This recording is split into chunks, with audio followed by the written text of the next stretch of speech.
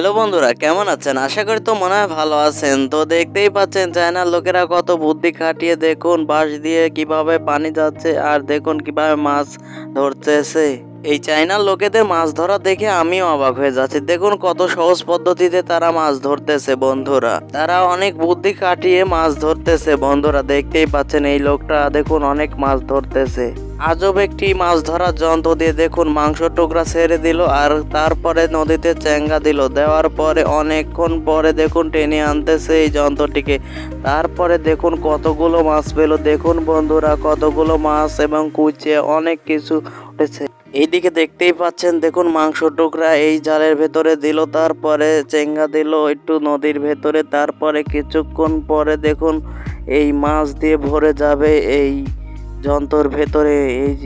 এই দেখুন কতগুলো মাছ বন্ধুরা দেখতেই পাচ্ছেন। এর ভেতরে খালি মাছই দেখুন গিজ গিজ করতেছে।